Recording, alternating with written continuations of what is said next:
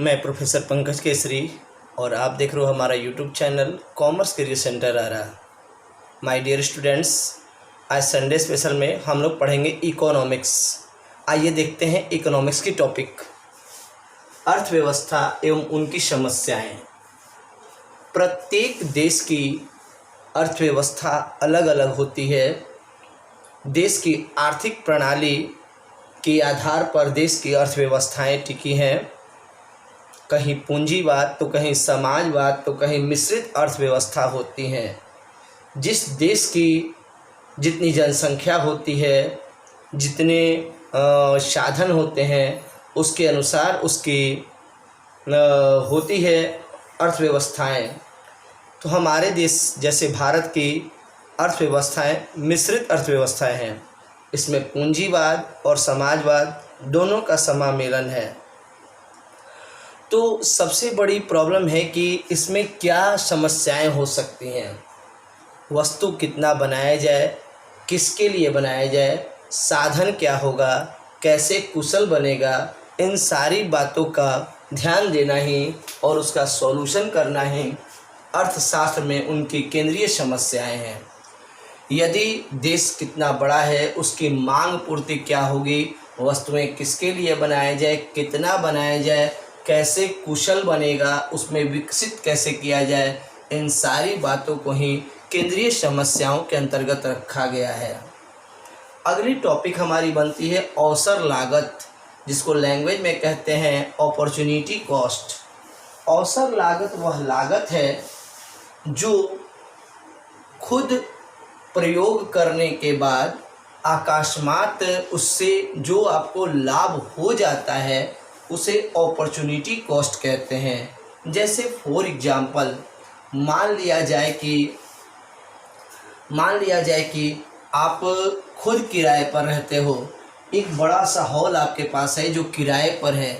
किसी दिन संडे को या किसी कारण आप उस दिन उस बिल्डिंग में उस हॉल का यूज नहीं कर रहे हो, तो कहीं दूसरे आदमी को यदि उसे दे देते हो 1 या 2 दिन के लिए, तो वो आपको उसके बदले में किराया दे देगा।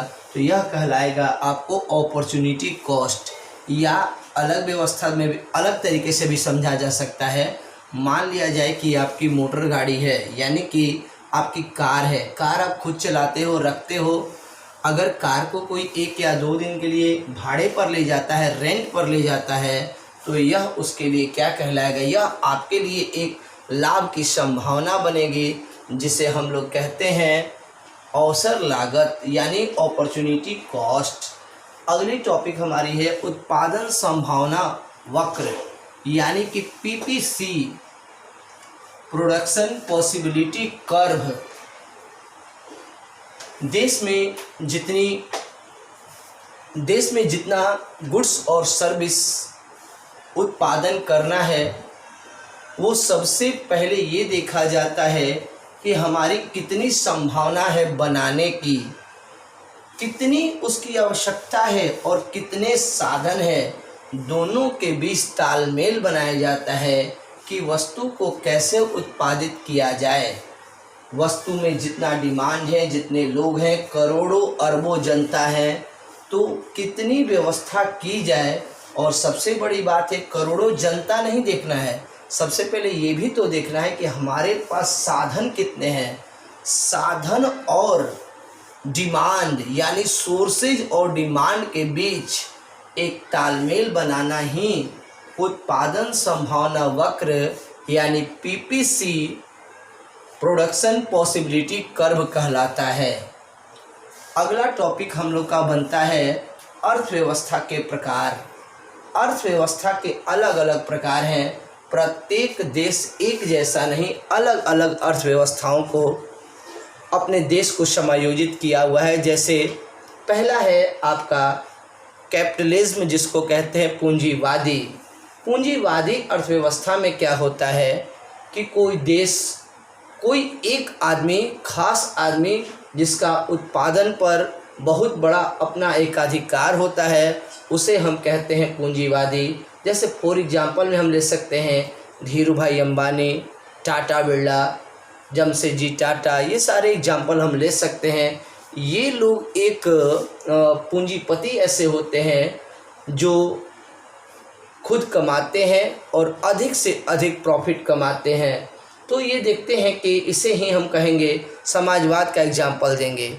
एक बात और बताना चाहेंगे कि अगर हम अर्थव्यवस्था की बात करते हैं तो यह भी जानना हमें ज़रूरी है कि पूंजीवाद अर्थव्यवस्था किस देश में है। पूंजीवाद और अर्थव्यवस्था जापान में है, सिंगापुर में है, ब्रिटेन में है, न्यूजीलैंड में है, इसके अलावा स्विट्ज़रलैंड में है। तो बड़े बड़े विकसित देशों में पूंजीवाद यानी कैपिटलिज्म व्यवस्था अपनाई जा रही है। उसके बाद हम आते हैं समाजवाद। समाजवाद अर्थव्यवस्था यानी सोशलिज्म। सोशलिज्म में क्या होता है कि जितने भी साधन होते हैं, जितने भी रिसोर्सेज होते हैं, उस पे सरकार का अधिकार होता है। सरकार अपने तरीके से लोगों में वितरण करता है और इसमें अधिक संपत्ति रखने का अधिकार नहीं है। उसमें एक निश्चित, लेकिन पूंजीवाद जो इसके पहले बताए हैं उसमें आप अधिक से अधिक संपत्ति रख के टैक्स दे सकते हैं, लेकिन इसमें क्या होता है कि आप अधिक संपत्ति नहीं रख सकते हैं। इसमें जो भी संपत्तियां होती हैं वो सरकार की होती हैं। और समाजवाद में अर्थव्यवस्था यानी कि वो क्या बोलते हैं, रहन सहन स्तर जो लगभग एक समान होते हैं। अब ये बात पता चलता है कि अर्थव्यवस्था की बात यदि हम करते हैं तो अब समाजवादी अर्थव्यवस्था कहाँ पे है। समाजवादी अर्थव्यवस्था कुछ ही देशों में है, जैसे चीन, उत्तरी कोरिया, वियतनाम, इन सब जगहों पे सोशलिज्म है, यानी सरकार जैसा चलाएगी देश, सरकार जैसी व्यवस्था देगी वैसा ही रहना है। उसके बाद आपका आता है मिश्रित अर्थव्यवस्था यानी मिक्स्ड इकोनॉमिक्स, जिसमें हमारा इंडिया आता है, पाकिस्तान आता है, इंडिया पाकिस्तान है, और भी देश इसमें है, बांग्लादेश है, श्रीलंका है, ये सारे देश इसमें आते हैं। तो सर इसमें क्या होता है, मिश्रित अर्थव्यवस्था में होता है जो पूंजीवाद और ये समाजवाद दोनों का मिश्रित होता है, यानी कि लोगों को दोनों तरह का छूट है। वो पूंजीवाद का भी इस्तेमाल कर सकते हैं या समाजवाद। जैसे फॉर एग्जांपल एक बच्चे को पढ़ाना है, तो हम सरकारी स्कूल यानी सोशलिज्म का भी सहारा ले सकते हैं। DAV, DK कार्मेल, अच्छे स्कूलों में भी उसका एडमिशन करवा सकते हैं। तो ये पूंजीवादी अर्थव्यवस्था हो जाएगी।